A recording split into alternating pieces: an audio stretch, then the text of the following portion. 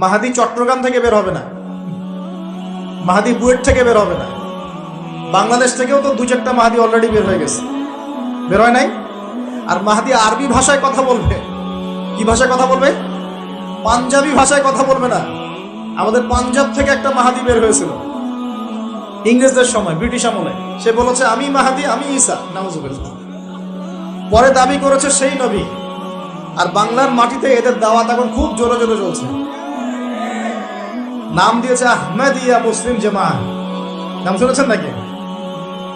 তাদের এই নেতা দাবি করেছিল সে মাহাদি, সেই ঈসা, নাউজুবিল্লাহ। তো মাহাদি আরবি ভাষায় কথা বলবে ভাই। আর মাহাদি হবেন আরব মায়ের সন্তান, পাঞ্জাবি মায়ের সন্তান না। পাঞ্জাবি ভাষায় কথা বলবে না, বাংলা ভাষায় কথা বলবে না। তিনি মদিনা থেকে আসবেন। কোত্থেকে? তিনি দায়িত্ব নিতে চাইবেন না, বরং পালিয়ে আসবেন মক্কায়। মানুষ তাকে জোর করে দায়িত্ব দিবে। আপনারা যারা হজ করেছেন, কাবা ঘরের এই যে তাওয়াফ তো করেছেন, মাশাআল্লাহ, তাওয়াফ এবং এই যে আপনার মাকামে ইব্রাহিম, এর মাঝখানে ইমাম মাহাদিকে তারা পেয়ে যাবে এবং সেখানে তার হাতে বায়াত নেওয়া হবে এবং তিনি মুসলিমদেরকে ঐক্যবদ্ধ করে এই জুলুমের এগেইনস্টে যুদ্ধ করবেন ইনশাআল্লাহ। বিশ্ব এখন অনেক কিছু দেখা বাকি আছে, হতাশ হবেন না। বিশ্বে এখন অনেক কিছু ঘটা বাকি আছে। মহামারী হয়েছে, জালজালা হবে, আল্লাহ পাকের আযাব গজবগুলো আসবে, নৈতিকতার অবক্ষয় হবে, জুলুম বাড়বে, ঘরে ঘরে ফিতনা ছড়িয়ে পড়বে। এর মধ্যেও আসহাবুল কাহাফের মতো কিছু মানুষ ঈমানও ধরে রাখবে ইনশাআল্লাহ। আল্লাহ পাক যাদেরকে দিয়ে কাজ নিবেন, আল্লাহ পাক তাদেরকে তৈরি করবেন। নতুন প্রজন্ম আল্লাহ পাক নিয়ে আসবেন। কোরআনকে কেউ মিটিয়ে ফেলতে পারবে না, সুন্নতকে কেউ মিটিয়ে ফেলতে পারবে না। এটা পৃথিবীতে থাকবেই ইনশাআল্লাহ। প্রত্যেক দেশে দেশে, জেলায়, থানায়, প্রত্যেকটা জায়গায় আল্লাহ ভীরু কিছু মানুষ থাকবে ইনশাআল্লাহ। আল্লাহ পাক তাদের অন্তরের মধ্যে গায়েবী একটা মিল বন্ধন দিয়ে দিবে ইনশাআল্লাহ। এভাবে চলতে থাকবে সময়। যখন ইমামুল মাহদী আসবেন, তখন বিশ্বে যুদ্ধ বিগ্রহ চলতে থাকবে, অনেক ব্যাপক যুদ্ধ চলতে থাকবে। তখন ইমামুল মাহদী মুসলিমদেরকে নিয়ে এই যে জালেম শক্তির বিরুদ্ধে যুদ্ধ করে ওই জায়গা স্বাধীন করবে ইনশাআল্লাহ। কিন্তু তারপরেও দাজ্জালকে হত্যা করা যাবে না। দাজ্জাল খুবই শক্তিশালী হবে এবং তার অনুসারীরা হবে প্রচন্ড শক্তিশালী। তখন আল্লাহ রাব্বুল আলামিন এই মিথ্যা মাসিহকে মেরে ফেলার জন্য আল্লাহ পাক আসমান থেকে সত্য মাসিহ ঈসা আলাইহিস সালামকে আবার পাঠাবেন। বলেন সুবহানাল্লাহ। আল্লাহ রাব্বুল আলামিন সূরা মাঈদার মধ্যে বলেছেন, তারা তাকে হত্যাও করে নাই, ক্রুশবিদ্ধও করে নাই, বাল রাফাআহু আল্লাহু ইলাইহি, বরং আল্লাহ পাক তাকে তার দিকে উঠিয়ে নিয়েছেন। সুবহানাল্লাহ। তিনি কোথায় আসবেন? তিনি সিরিয়াতে নামবেন। কোথায়? সিরিয়ায়। এই যে টার্কি এবং সিরিয়ার জায়গায় যেখানে ভূমিকম্প হলো, সবাই তুরস্ক নিয়ে অনেক বেশি ব্যস্ত, কিন্তু সিরিয়াতে কিন্তু অনেক ক্ষতি হয়েছে, এদিকে মানুষ দেখছে না। আর সিরিয়ার মানুষদের কি যে দুর্ভোগ, কি যে দুর্দশা, এটা দেখার জন্য শুধু আল্লাহই আছেন, আমরা কেউই নাই। এটা দেখার জন্য শুধু আল্লাহ আছেন, আর কেউ নাই পাশে। এই 12-14 বছরের যুদ্ধ বিগ্রহে যা হয়েছে সিরিয়ার অবস্থা, ওইটাকে খেলার মাঠ পেয়েছে পশ্চিমারা। এই মাঠের মধ্যে তুরস্কও ঢুকে গিয়েছিল।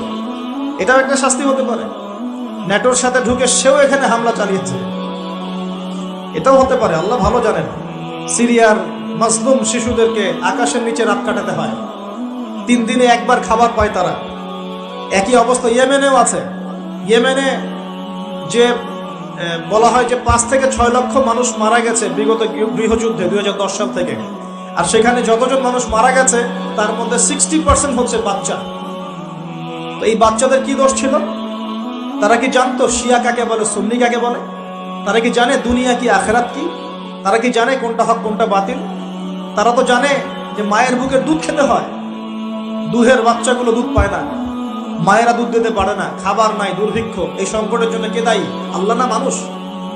কে দায়ী? যাহারাল ফাসাদু ফিল বাররি ওয়াল বাহরি বিমা কাসাবাত আইদিন নাস। আল্লাহ পাক বলেন, জলে স্থলে যে বিপর্যয়গুলো ছড়িয়ে পড়েছে, এগুলো মানুষের হাতের কামাই। কার হাতের কামাই? মানুষের হাতের কামাই। একই অবস্থা ইরাকেও ছিল, মনে আছে? সাদ্দাম হোসেনের কাছে পারমাণবিক অস্ত্র আছে বলে কত নাকি করা হলো, করে লক্ষ লক্ষ মানুষকে মেরে ফেলা হলো। পরে বললো আমরা সরি, আসলে সেখানে কোনো অস্ত্র ছিল না। We are sorry for that. তারা বলে দিল আমরা এর জন্য সরি। ব্যাস, লক্ষ লক্ষ মানুষের রক্ত ঋণ শোধ হয়ে গেল। আবু গারিব নামে একটা কারাগার ছিল, এখনো আছে।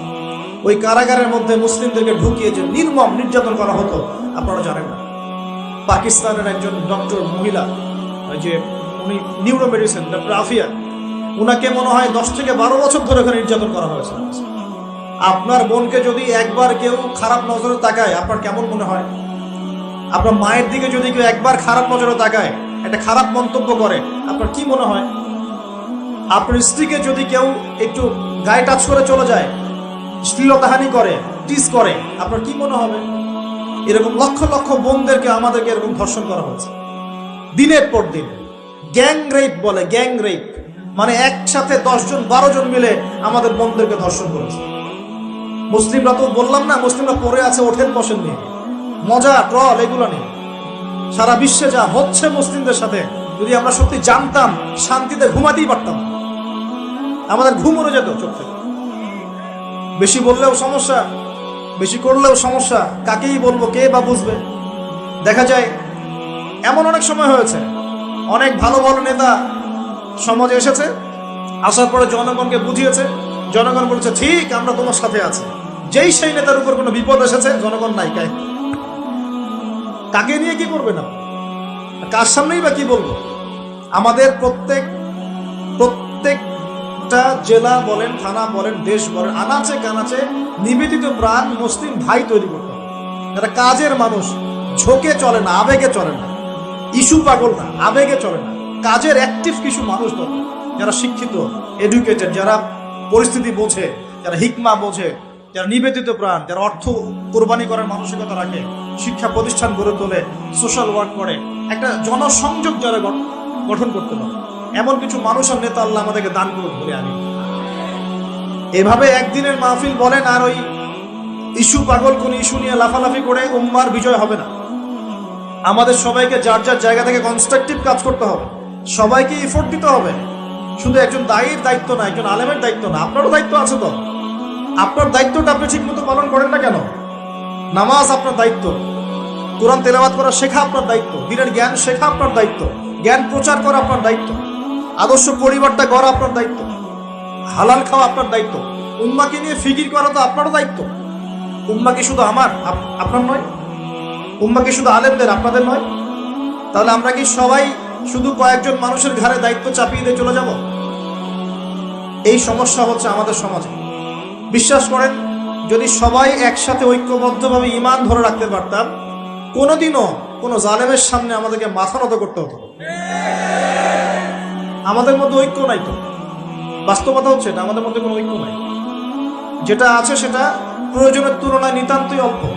এক ভাইকে মারলে আরেক ভাই মিষ্টি বিতরণ করে, একজনের উপর জুলুম আসলে আরেকজন খুশি হয়, মিলাদ দেয়।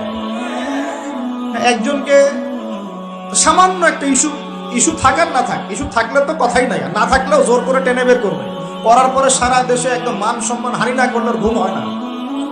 এই হলো অবস্থা আমাদের। তো এরা কি মনে করছে যে বিপদ আপদ শুধু এক শ্রেণীর মানুষের উপরেই আসবে? জি না। যখন আল্লাহ পাকের আযাব আসে, দেখলেন না, আল্লাহর যখন আযাব আসে তখন ভালো খারাপ কারো উপর কাউকে আল্লাহ পাক ছাড়বে না, সবগুলোকে ধ্বংস করবেন। আল্লাহ পাক সূরা কোরআনেও বলেছেন, ওয়াত্তাকু ফিতনাতান লা তুসিবান্নাল্লাযীনা যালামু মিনকুম খাসসা, তোমরা সেই ফিতনাকে ভয় করো, আল্লাহর সেই পরীক্ষাকে ভয় করো, যা শুধু জালেমদের উপর খাস করে আসবে না, সবার উপরে আসবে। যদি আসমানি গজব, জমিনের বালা আসে, শুধুমাত্র খারাপ ব্যক্তিদেরকে দেখে আসবে না, বরং সবার উপরেই চলে আসবে। আল্লাহ পাক আমাদেরকে বোঝার তৌফিক দান করুন। নবী সাল্লাল্লাহু আলাইহি ওয়াসাল্লাম একদিন ঘুম থেকে উঠে বলছেন, লা ইলাহা ইল্লাল্লাহ, লা ইলাহা ইল্লাল্লাহ, ওয়াইলুল লিল আরাব মিন শাররি ক্বাদ ইখতারা। তখন যায়েনাব বিনতে জাহাশ রাদিয়াল্লাহু আনহা বলছেন, ইয়া রাসূলুল্লাহ, আনুহলিকু ওয়া ফিনা সালিহুন, আমাদের মধ্যে সৎ মানুষ থাকা সত্ত্বেও কি আমরা ধ্বংস হয়ে যাব? তখন নবীজি বলছেন, নাম, অবশ্যই ধ্বংস হবে। ইযা কাসরাতিল খাবাস, যখন অশ্লীলতা ছড়িয়ে পড়বে তখন আলেম জালেম সব ধ্বংস হয়ে যাবে। আল্লাহ পাক আমাদের সবাইকে হেফাজত করুন বলি আমিন।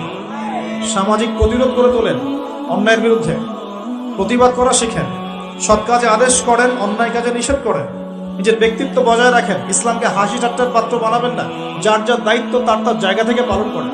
আপোষের মধ্যে অনেক রকম মতভেদ থাকতে পারে, সমস্ত মতভেদ ভুলেও আমরা এক জাতি, সমস্ত মতভেদ ভুলে আমরা এক জাতি।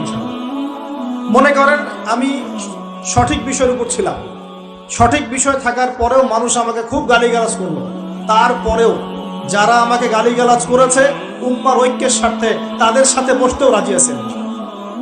এরকম মানসিকতা থাকতে হবে, উম্মার ঐক্যের স্বার্থে, উম্মার কল্যাণের স্বার্থে।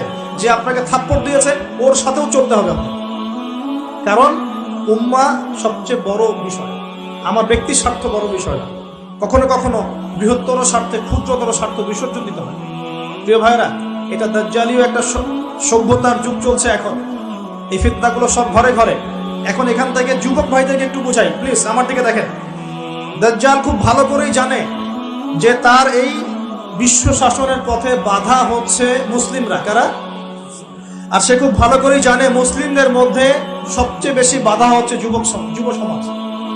যদি যুব সমাজ আল্লাহর ঈমান এবং রাসূল সাল্লাল্লাহু আলাইহি ওয়াসাল্লামের আমল এই দুটোকে নিয়ে যদি তারা পথ চলতে পারে, তাহলে তাদেরকে প্রতিহত করা এত সহজ নয়। এটা কিন্তু দাজ্জাল খুব ভালো করে জানে, ঠিক এই, এবং তার অনুসারীরাও খুব ভালো করে জানে। এই কারণেই যুবকদেরকে আল্লাহর রাস্তা থেকে সরিয়ে ফেলার জন্য দাজ্জাল এবং তার অনুসারীরা কিছু ফাঁদ দিয়েছে আপনাকে, ট্র্যাপ। যুবক ভাই একটু ভালো করে শোনেন। প্রথম ট্র্যাপটা আপনাকে দিয়েছে, আপনাকে দুনিয়াতে আসার যে জীবনের লক্ষ্য উদ্দেশ্য, আল্লাহর ইবাদত করা, আল্লাহর দ্বীন প্রতিষ্ঠা করা, জান্নাতে যাওয়া, এখান থেকে সরিয়ে দিয়ে দুনিয়ার প্রতি মহব্বত দিয়ে দিয়েছে আপনার ভিতরে। দুনিয়া আসক্তি আপনার মধ্যে দিয়ে দিয়েছে। সারাদিন চিন্তা, একটা চাকরি, একটা ব্যবসা, একটা বাড়ি, একটা গাড়ি, একটা স্ট্যাটাস, অলওয়েজ এই ফিকির। এই ফিকিরটা, এটাকে আমরা ইংরেজিতে বলি ম্যাটেরিয়ালিজম বা বস্তুবাদিতা। এই বস্তুবাদিতা আপনার মধ্যে ঢুকিয়ে দেওয়া হয়েছে। খুব সতর্ক থাকবেন, 1 নাম্বার। 2, আপনার সামনে নারীকে সহজলভ্য করে দেওয়া হয়েছে।